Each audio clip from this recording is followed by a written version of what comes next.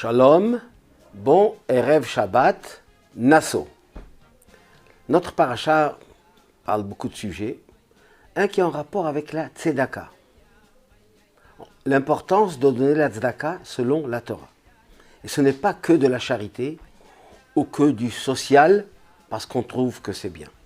Car le texte nous dit, qu'un homme apporte les choses sacrées seront à lui.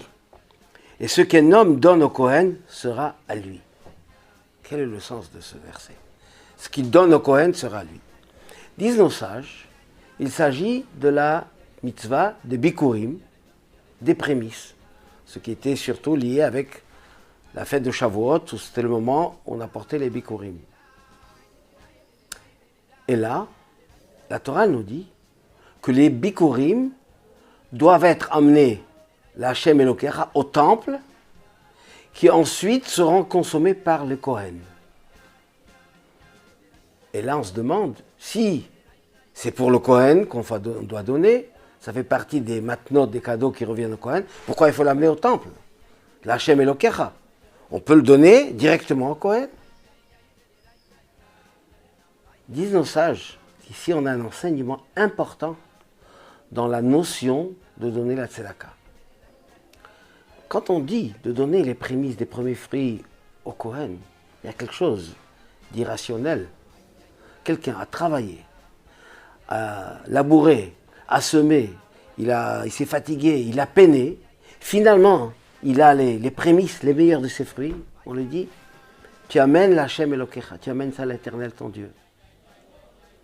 Et ensuite, ça va être consommé par un Kohen. Ce qui veut dire par là que ceci appartient à Hachem depuis le départ. La tzedaka, ce n'est pas quelque chose qu'on donne de soi. Je donne, je suis charitable, je suis généreux, je donne à quelqu'un. Non. La mitzvah de tzedaka, en fait, ça appartient à Hachem. Et l'idée que le verset nous apprend ici, tu apportes à l'Éternel ton Dieu. C'est-à-dire, Dieu t'a dit,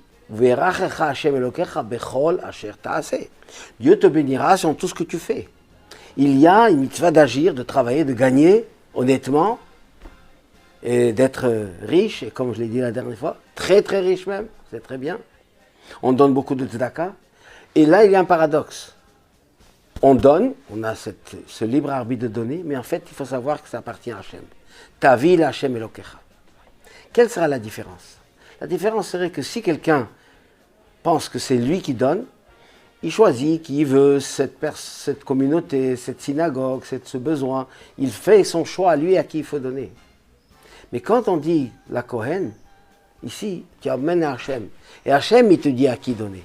Dans le Shulchan Aruch, dans les lois de la Torah, qu'on a reçues la semaine dernière au don de la Torah, il y a des lois de tzedaka. À qui donner, comment donner, quand donner, combien donner. Tout est réglé dans le Shulchan Aruch, dans la Torah. Ce n'est pas simplement je donne moi ce que j'ai envie de donner. C'est parce que Hachem nous donne les moyens de donner. Et on donne selon ce que la Torah nous dit à qui et comment et quand donner. Ceci est très important, car la tzedaka, c'est une des mitzvot, la seule d'ailleurs, pas une des, la seule, où Dieu dit Bechanuni na bazot. Éprouvez-moi. C'est ce que dit le verset ici. Asher yite la Kohen lo yihye. Ce que tu donnes au Kohen, en fait, c'est toi qui gagnes. Ce n'est pas chas v'shalom qu'on a donné, qu'on a perdu, on a un manque dans notre bien. Au contraire, c'est justement le fait de donner la tzedaka. Birkat Hashem itashir, ça amène aser, pekdesh et aser. Donne la dîme afin que tu t'enrichisses. C'est pas logique. Et quand tu donnes, tu as en moins.